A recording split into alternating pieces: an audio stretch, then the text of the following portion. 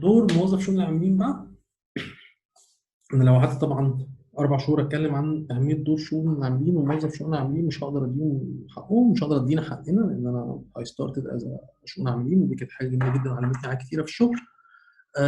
احنا بنتكلم هنا عن خطوط عريضه، وطبعا اهلا باي حد حابب ان هو يراجعني او يسالني على حاجه اقولها له بالتفصيل باذن الله، وان كان في الايام الجايه باذن الله هنقدر نسرد بالتفصيل كل ادوار لكل العاملين باداره الموارد البشريه. الدور الأول إمساك الدفاتر والتسجيلات والبيانات الخاصة بالعاملين والحفاظ على تحديثها وسريتها. كل اللي أنا قلته اللي فات ده هتلاقوه بيتجمع هنا في أدوار. تمام. إمساك الدفاتر والتسجيلات والبيانات الخاصة بالعاملين والحفاظ على تحديثها وسريتها. يبقى أنا عملت الدفاتر، تأكدت من دقتها وبياناتها خاصة بالموظفين بتوعي، دايما على تحديث مستمر. الحاجات دي في غاية السرية لأنها تخص الموظف والعمل ولا تخص أحد آخر. طيب، حفظ ملفات العاملين الحالية والسابقة بالشكل يسهل إعداد التقارير. حفظ ملفات العاملين اتفقنا، ملفات كما هو قانوني، إيه نوع الملف بيتحط إزاي ومطلوب فيه إيه مطلوب مني.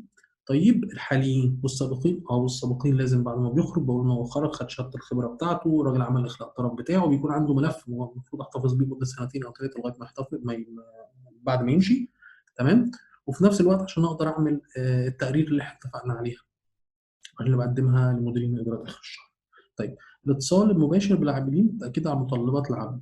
من حق أي موظف موجود في الشركة إن هو يتواصل مع شؤون العاملين اتصال مباشر. تمام. كذلك عشان ياخد منه المعلومة أو يديله المعلومة. تمام. وزي ما اتفقنا إن شؤون العاملين هي عبارة عن الإذاعة الداخلية لنظام العمل وإجراءاته وحسن سيره اللي موجود داخل مكان العمل. الإعلام الداخلي الخاص باللوائح وتنظيم العمل يسأل عنه شؤون العاملين في أي وقت. تكون كل اللوائح الخاصة والتنفيذية والإرشادات والمذكرات والبيانات اللي لازم تتاح للموظف لتنظيم عمله موجودة ومعلقة ومشهورة بمكانها المناسب. أنشطة ترفيهية خاصة بالعاملين اللي تؤكد على المساواة ورفع الحالة المعنوية للعاملين. أنا هنا ما بتكلمش على الكومبنسيشن على قد ما أنا بتكلم على ان هو دايما بيبقى اقرب حد، ان هو يبقى عارف الناس بتحب الكوره، هو الوحيد اللي بيبقى متصل فيرتيكال وهوريزونتال بالموظفين، يعني راسي وافقي. هو اللي بيبقى عارف دايما انشطه ترفيهيه اللي بتشجع الناس، ودايما هو اللي بيبقى قايم دور المعد ل زي ما اتكلمنا دورات رمضانيه، الكوره، شطرنج، بينج بونج، رحلات، الكلام ده كله مش من ناحيه ان هي كومبنسيشن او بنفيتس او حاجه لوكسري، لا، من ان هي حاجه اساسيه لرفع الحاله المعنويه للعاملين والتاكيد على المساواه. والكلمه دي خطيره جدا، لازم ناكد على المساواه ولازم نعرف ان كلنا بنقوم بادوارنا سواء كنا موظفين كبار او صغيرين. طيب، من ادوار موظف موارد البشريه برضو المكاتبات الدوريه الداخليه والخارجيه واستلامها وتسليمها. اي مكاتبات زي ما اتفقنا، الجهات الخارجيه اللي احنا عارفينها، الجهات الداخليه، استلامها وتسلمها وضبطها وتنقيحها وترتيبها واستحداثها، ده دور موظف شؤون العاملين. طيب، إنفاذ اللوائح والقوانين الخاصة بقانون العمل أو أي قوانين أخرى تتصل بالعمل بسبب التشغيل أو حالة الطوارئ. اتفقنا هو القائم والمنوط بإنفاذ القوانين، ولازم يكون القانون ده قانون العمل، قانون الخدمة المدنية، قانون الخدمة العسكرية.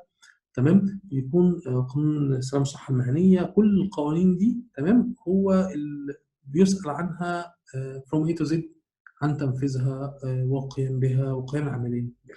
طيب، تقارير نهاية الشهر والربع السنوية والسنوية، كل المؤثرات اللي احنا شفناها اللي فاتت دي كلها لازم في الآخر تنزل عبارة عن بيانات مسؤول عن دقتها وإمساكها شؤون العاملين، ومسؤول عن التقرير عليها ومراجعتها، وإنه يدي بيان بالكفاية الإنتاجية.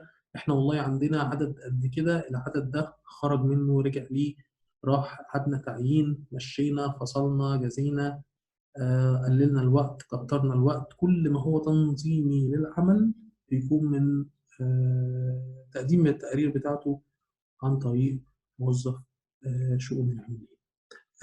بشكركم. لو في أي أسئلة تاني أهلا بيكم. انتوا طبعا عارفين جروب اتش ار فور ايجيبت على الفيسبوك، وكمان هنا على الكومنتات على قناة اتش ار فور ايجيبت على اليوتيوب.